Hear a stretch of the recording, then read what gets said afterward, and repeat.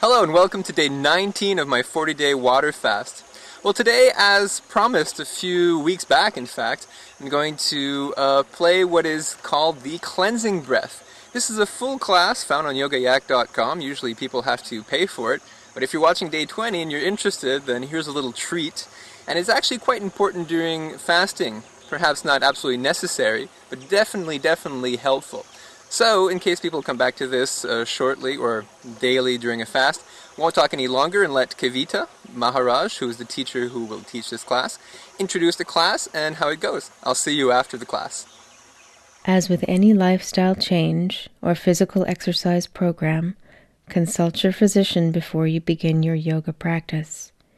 If you are pregnant, discuss your yoga practice with your yoga instructor. As your pregnancy progresses, you will need to modify or avoid certain poses. Move at your own pace and modify the poses as needed in order to maintain alignment and easy breathing in every pose. If you feel any discomfort, dizziness, or pain during your practice, either modify the pose so that you are comfortable or take a few moments to rest. It is very important that you listen to your body and practice yoga in the manner that is the safest and most comfortable for you. Namaste.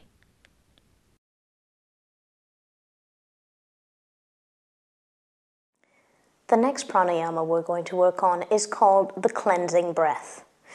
Now, the cleansing breath should actually be done as your last breath, your last breathing exercise. If you're doing pranayama with your physical yoga practice, the cleansing breath would be practiced just before you go down into savasana at the end of your yoga practice. One of the wonderful things about the cleansing breath, for those of you who have smoked or taken in substances in the lungs, even just pollutants that are in the air, which is all of us, the cleansing breath gets the stuff that buries itself down at the bottom of the lungs out. And that includes carbon dioxide. The cleansing breath should be done in a standing position. Allow your feet to be hip-width apart and allow the arms to hang loosely to the sides of the body. Make sure your hips are directly over your heels. In other words, you're not standing too far to the front so your toes are gripping into the earth, or you're not standing with your weight too far back onto your heels so that your upper body tends to slouch. The body is properly lengthened. Again, just like in your seated positions, the spine lengthened straight up. Take a deep breath in. Then, with almost coughing motions, you're going to purse your lips and allow the air to come out of the body.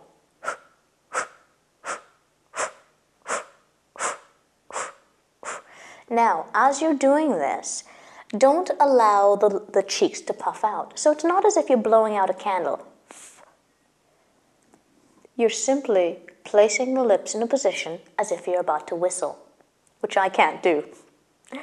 So place the lips in position.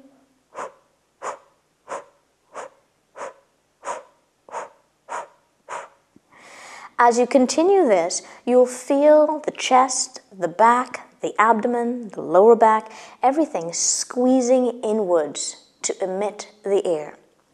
Think of the body like a sponge, where the air fills, like the water fills the sponge.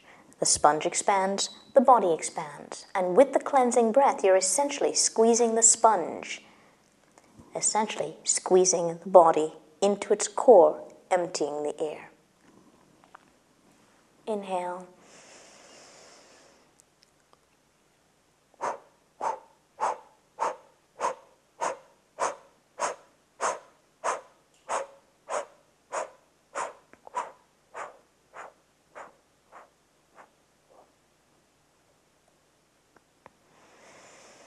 After you've finished the cleansing breath, move back into full yogic breathing or normal breathing for 10 to 12 breaths.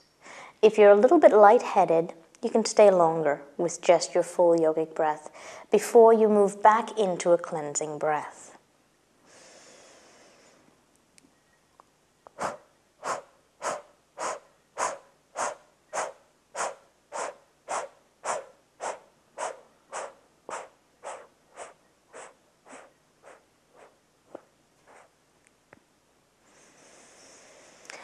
you may notice some shaking in the body as you close up. And that shaking is simply the muscles of the body contracting to squeeze the last little bits of air out from the body, getting whatever's left in the lungs out. I hope you enjoyed the cleansing breath, and notice that she also mentioned that it's usually done at the end of a yoga practice, just before the relaxation part of the practice.